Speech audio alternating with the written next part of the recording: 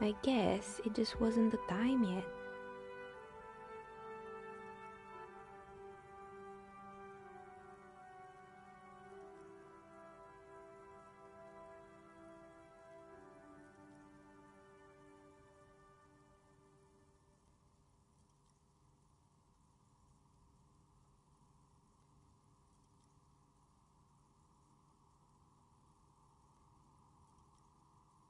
It wasn't merely a gym, it was Artemiteps Boxing Club, a community project created to steer at-risk youth away from drugs and crime.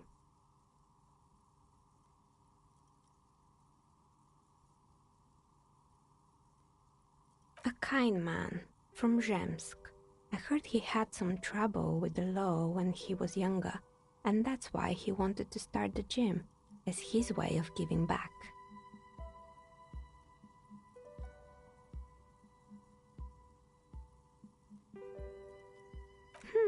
Kuno. Who's Kuno?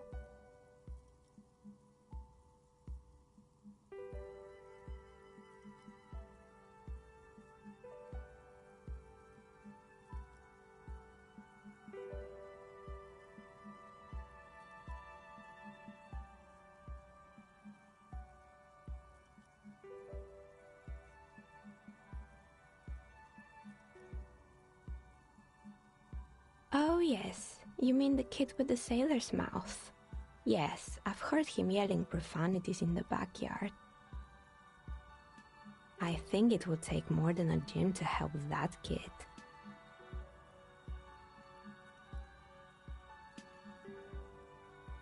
It didn't. If anything, it made the youth situation in Martinez even worse. At some point, someone started a rumor that the punching bag downstairs was full of amphetamines.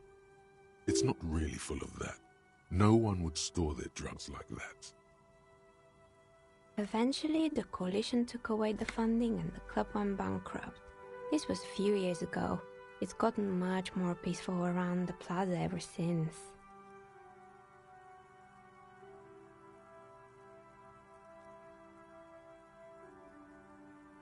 Oh, this one's a mess.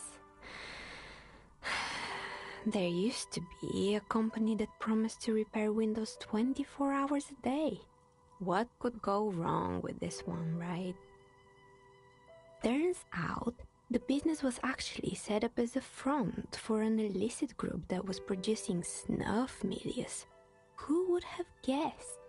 And they never cleaned up the debris either. Now it's just littering the hallway and I have no idea how to get rid of it on my own.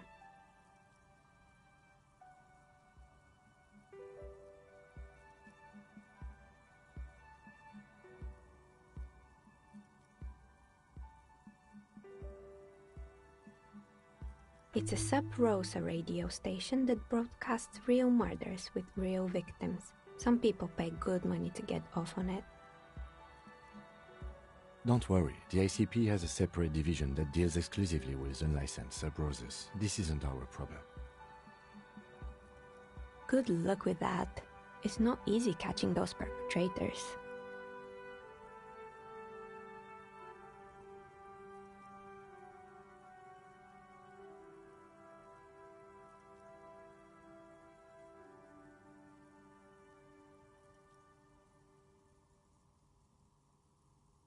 You mean Mr. Fabron, the taxidermist? No, he mostly just did drugs. Anything else?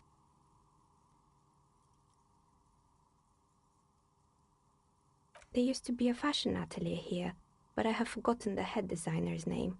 They were doing well for a couple of years, until the insect rights activists came.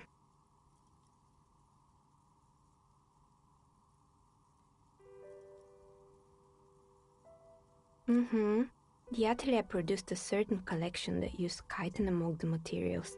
Apparently chitin is made in the Occident, where it's extracted from beetle wings. And you know how all kinds of political movements are big in the Occident. The activists shut down the biggest chitin supplier, which of course caused the price to skyrocket. And, naturally, all the most fashionable tastemakers refused to be seen in chitin from then on. The atelier went bankrupt before they could finish the collection.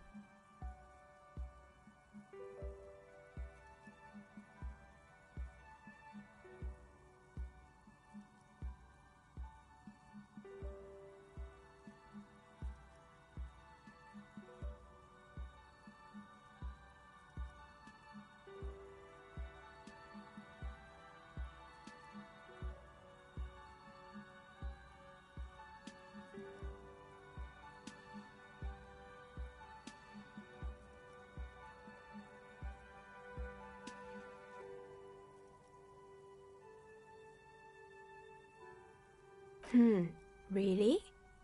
Anyway.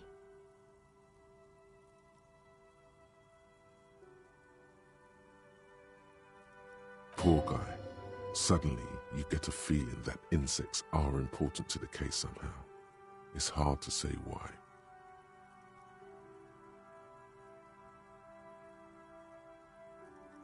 They were made by a company called Slipstream.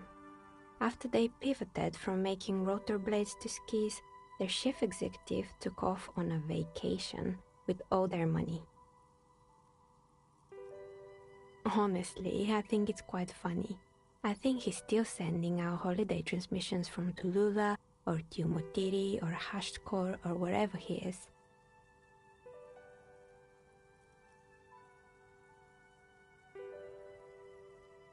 The usual, I imagine.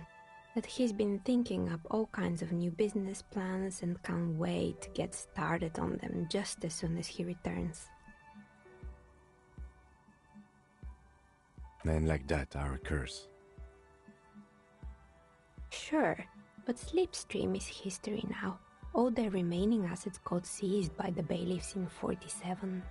I have no idea why those skis and blades are still lying around in the house. Not much use now, I guess. They were just the props. Why return them? Maybe you could make a sword out of one. No, wait, forget it. It would take too long.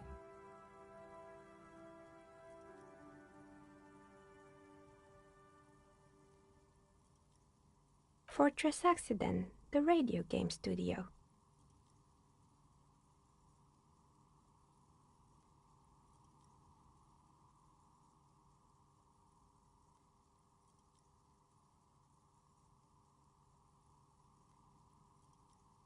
She liked them.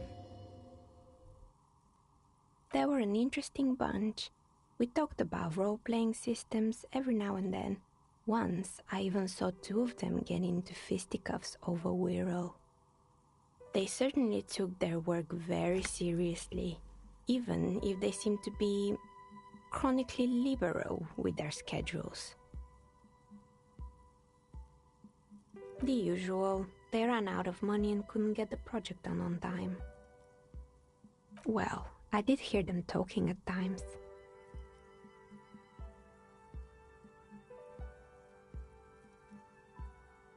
They seemed to believe they were historical individuals on some grand quest.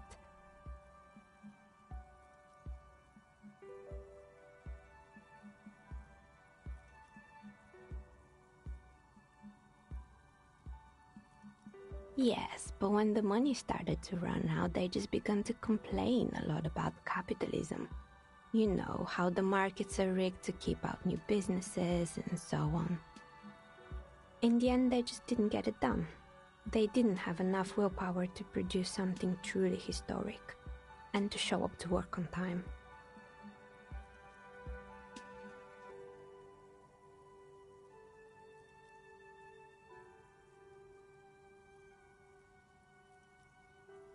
She's right. Showing up to work on time is important.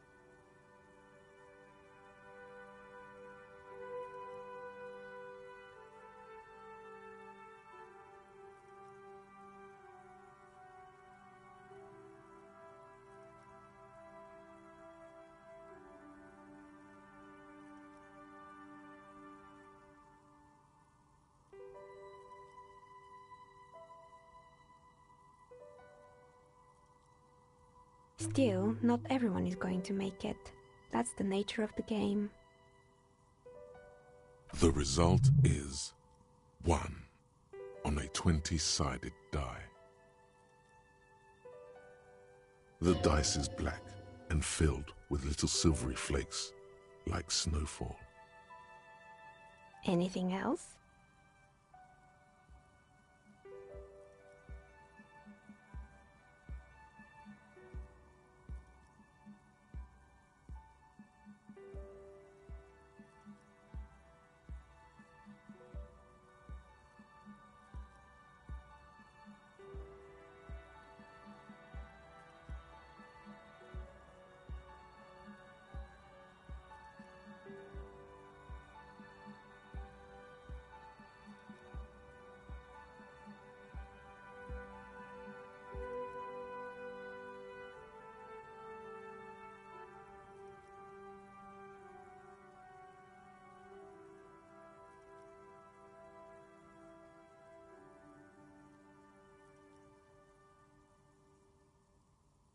Oh, right. I hope you didn't try to ring me. I think none of those doorbells work, including mine. I'm still in the middle of connecting the wires. Sorry about the confusion. The doorbell with the empty name card must belong to her then.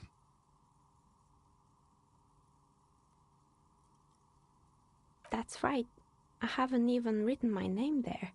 As I said, it's quite useless right now. It doesn't work yet. Sure, I'm listening.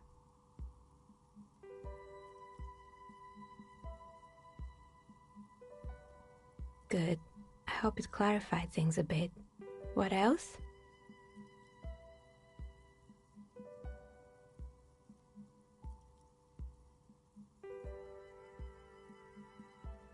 Nothing really.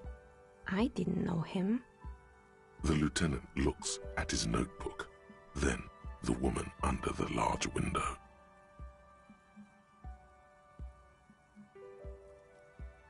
Your window looks directly onto the courtyard. You're saying you didn't see or hear anything unusual last Sunday evening? I'm sorry, detective, but as you know, I usually have my headphones on when I'm working. It shuts out most of the daily ruckus behind my window.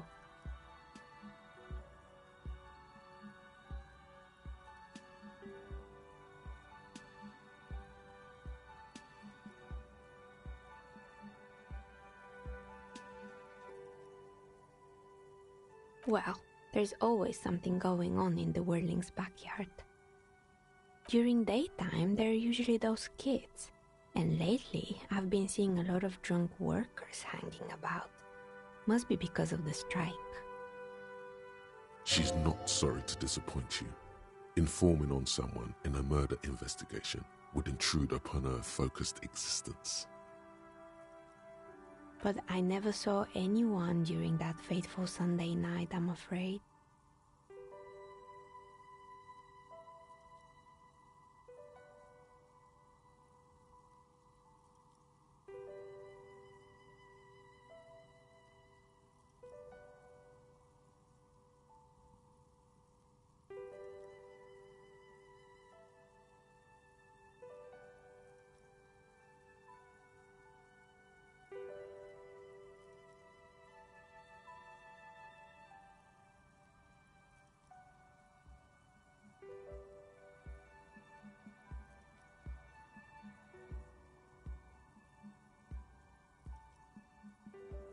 It's an odd profession, making dice for people, but I like it, and I prefer doing this to sitting at home.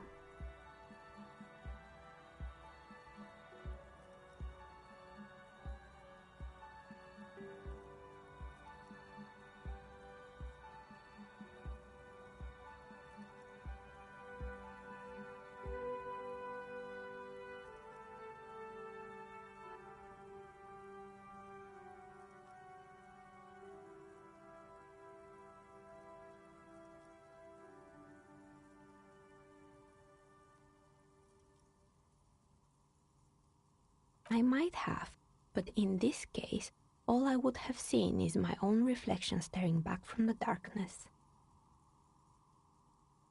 It's really hard to make anything out in the yard when it's dark outside. Besides, I rarely get up to look out the window when I'm in the zone.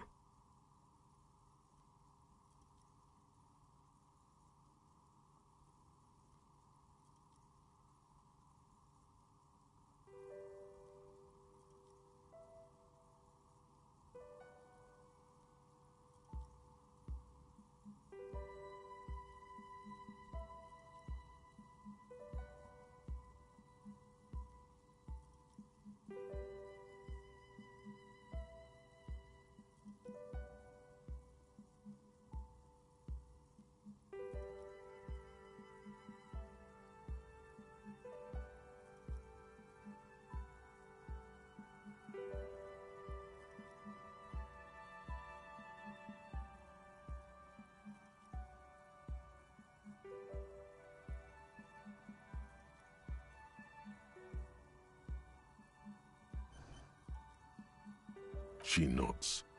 Anything else, officer?